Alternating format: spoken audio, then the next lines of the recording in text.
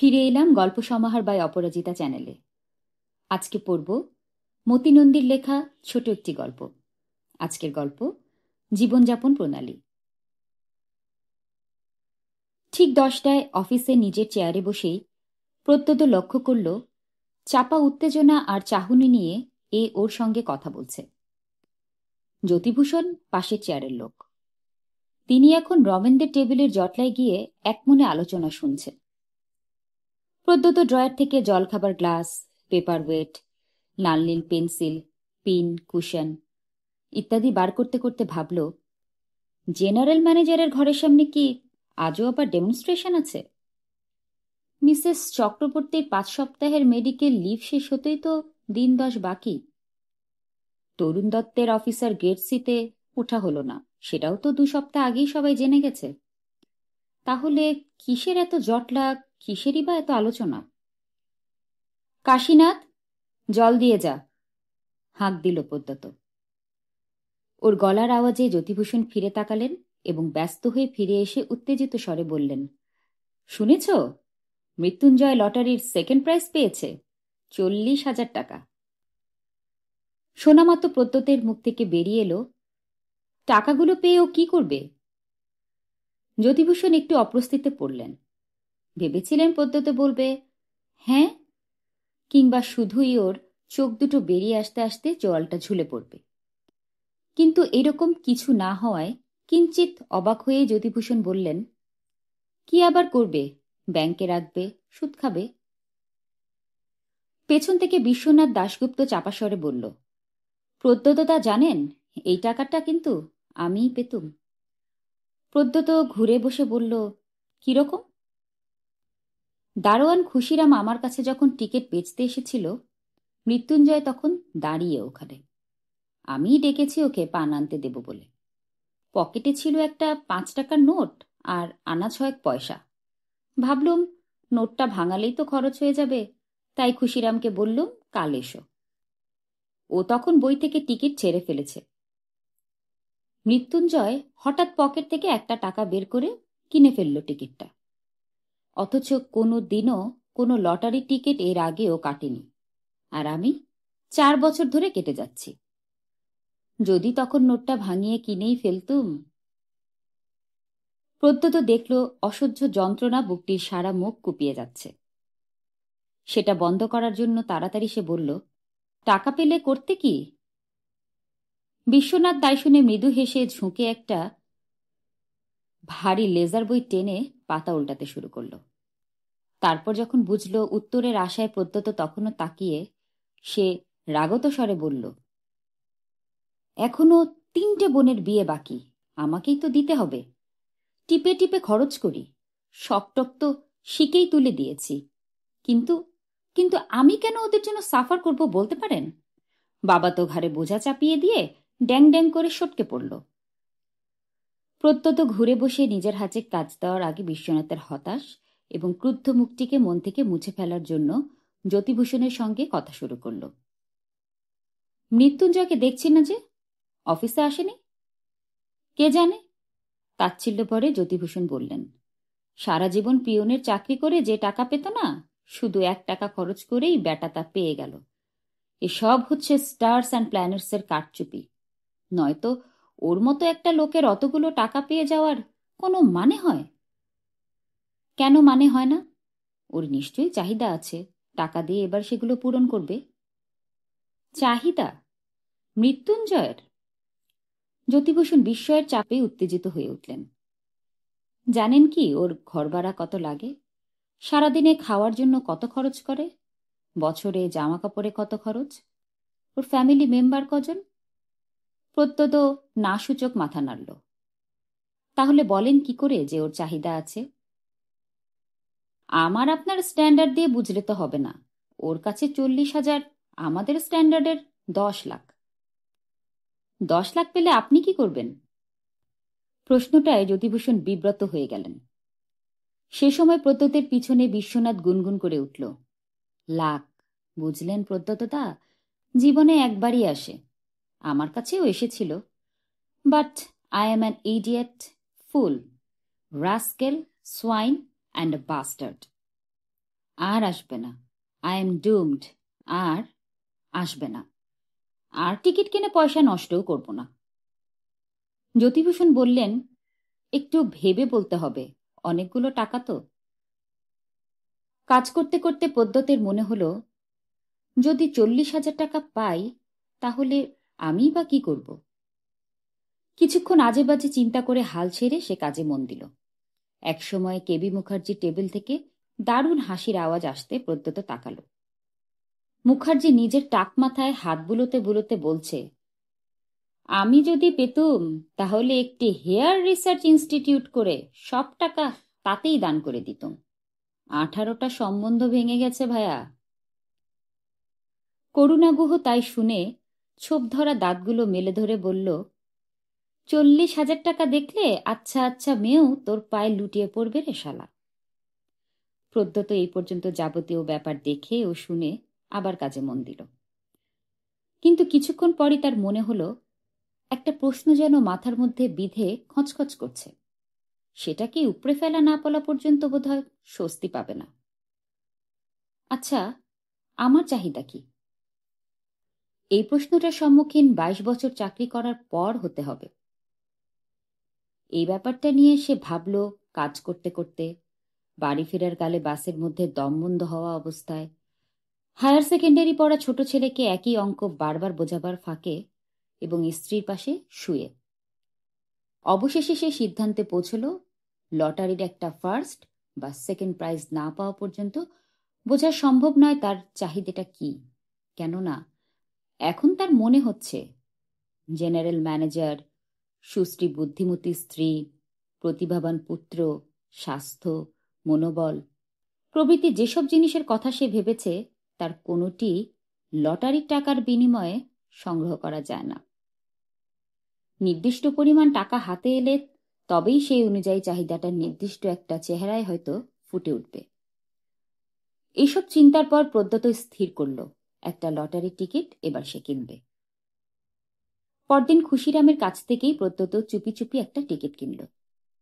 7-8 রকমের লটারির টিকিট ওর কাছে রয়েছে। প্রদ্যোত বিন্দুমাত্র মাথা না ঘামিয়ে যেটা কিনল তার ফার্স্ট প্রাইজ 3 লক্ষ টাকার। খুশিরাম হেসে বলল, আগে বাবুদের কাছে গিয়ে কত ভুলিয়ে ভালিয়ে টিকিট গছিয়েছি, আর এখন বাবুরাই যেচে আমার কাছে আসছে টিকিট কিনতে। আমি পয়মন্ত আছি, পরমান হয়ে গেছি কিনা। মৃত্যুঞ্জয় আগে কোনোদিন লটারি খেলে নাই, প্রথম কিনল আর পাইয়াও গেল। শুনেই প্রদ্যোতের মনে হলো, বোধহয় আমিও পাব। আমারও তো প্রথম টিকিট কেনা, আর খুশিরামের কাছ থেকেই সেটা। এরকম যোগাযোগ তো ঘটতেই পারে যে ওর কাছ থেকে যারাই প্রথম কিনবে তারাই পাবে। একসময় কথায় কথায় সে বিশ্বনাথকে বলল, তুমি কার কাছ থেকে প্রথম লটারি টিকিট কিনেছিলে? সেকেন্ড 5 ভেবে বিশ্বনাথ বলল, আমার মাসতুতো ভাইয়ের এক বন্ধুর কাছ থেকে। তারপর কণ্ঠস্বর বদল করে, এ পর্যন্ত 36টা টিকিট কেটেছি 5 বছরে, সব লেখা আছে আমার ডায়েরিতে। জ্যোতিভূষণ মনে করতে পারলেন না প্রথম কার কাছ থেকে টিকিট কেনেন, তবে খুশিরামের কাছ থেকে এবারই প্রথম কিনলেন। মঞ্জুশ্রী চৌধুরীকে খুশিরামের খোঁজ করতে দেখে প্রদ্যোত জিজ্ঞেস করল, ওর কাছ থেকে কিনলেই বুঝি প্রাইজ পাবেন ভেবেছেন? মঞ্জুশ্রী থতমত হয়ে বলল, আমিও জানেন তাই ভাবছিলাম, একজন পেলেই যে সবাই পাবে এমন তো কোনো কথা নেই। কিন্তু রাধাদি বলল ওর নাকি এমন ইনস্ট্যান্স জানা আছে, একই লোক 3টে ফার্স্ট প্রাইজ পাওয়া টিকিট বেচেছে। কি করি বলুন তো, কিনবো? আপনার নিজের যা মনে হয়েছে তাই করুন, কারোর কথায় কান দেবেন না। মঞ্জুশ্রী হাঁফ ছেড়ে চেয়ারে ফিরে গেল। প্রদ্যোত দুদিন ধরে নানাভাবে খোঁজ নিয়ে জানল এই অফিসে সেই একমাত্র লোক যে জীবনে এই প্রথম লটারির টিকিট কিনল। খেলার তারিখটা তার মুখস্থই আছে, তবু চুপি চুপি শোবার ঘরের দেয়ালে খাটে শুয়ে চোখ থেকে 1 হাত দূরের মধ্যে পেন্সিল দিয়ে লিখে রাখল। টিকিটটা রেখেছে সে অফিসের ড্রয়ারে। কয়েকদিন পর মৃত্যুঞ্জয় অফিসে এলো। ওকে দেখে কেরানিবাবু এবং দিদিরা শোরগোল তুলল। কেউ কেউ বলল, খাইয়ে দাও একদিন। কয়েকজন পরামর্শ দিল টাকাগুলো কি করা উচিত। একজন বলল, নিরাপদ কোনো ব্যবসায় খাটাও। আরেকজন আপত্তি করে বলল, কোনো ব্যবসায় আজকাল নিরাপদ নয়, বরং সেভিংস সার্টিফিকেট কিনুক। তারপর ওরা তুমুল তর্কে প্রবৃত্ত হলো। অনেকে বলল, বাড়ি, জমি, সোনা ইত্যাদি কিনে রাখলে ভবিষ্যতের জন্য ভাবনা থাকবে না। মৃত্যুঞ্জয় তার স্বভাবসুলভ বিনয় সহকারে সকলের কথাতেই ঘাড় নাড়ল।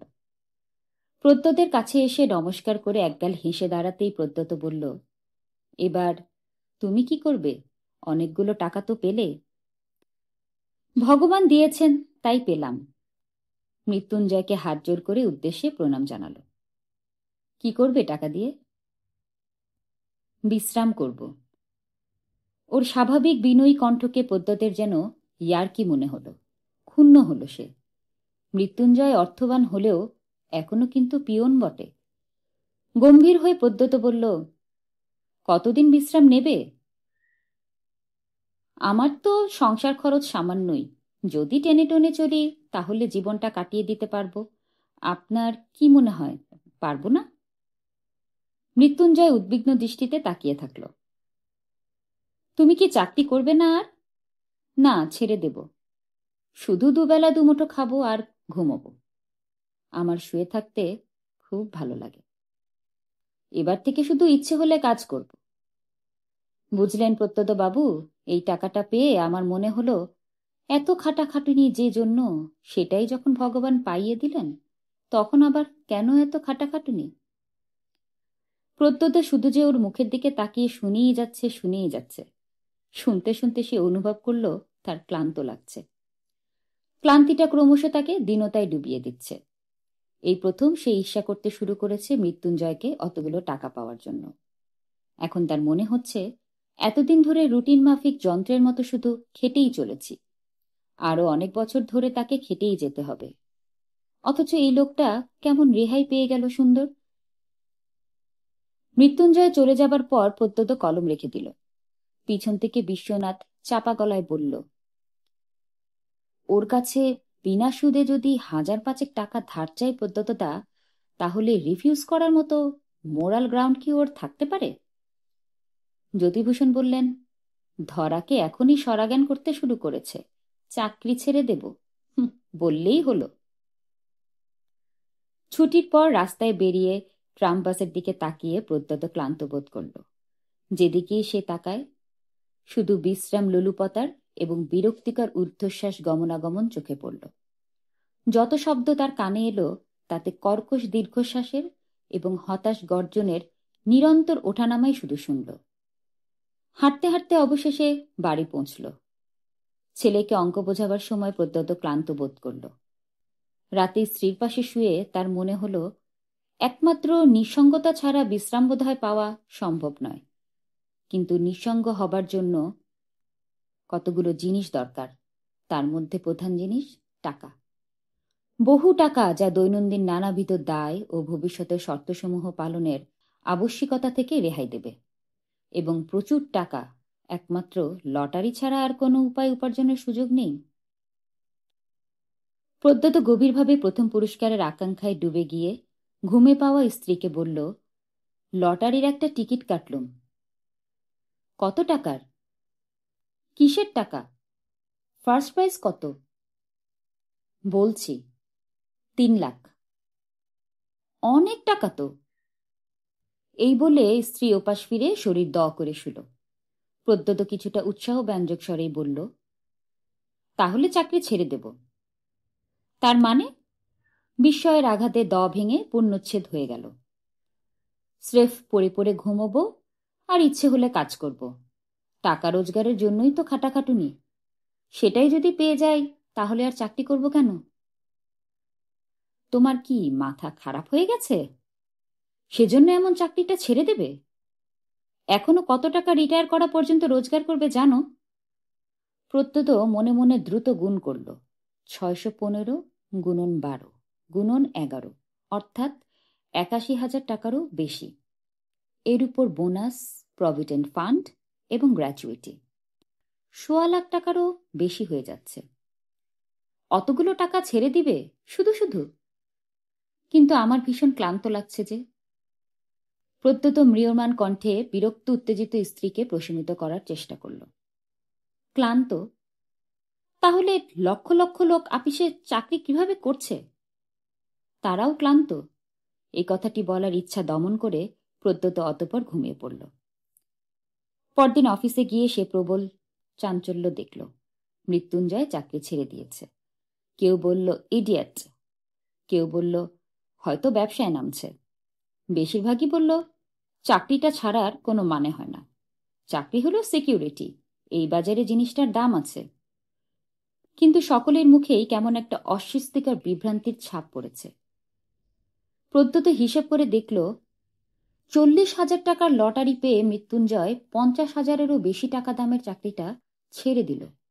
ওকে অসাধারণ সাহসী মনে করতে এখন তার অসুবিধা হচ্ছে না।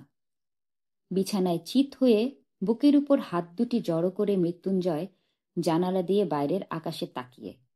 ঠিক এইরকম একটা ছবি প্রত্যুতের চোখের সামনে কয়েকবার ভেসে উঠতেই সে ধীরে ধীরে ক্লান্তিতে আচ্ছন্ন হয়ে পড়তে শুরু করল এবং লটারির ফার্স্ট প্রাইজ পাওয়ার জন্য প্রবলভাবে আক্রান্ত হল।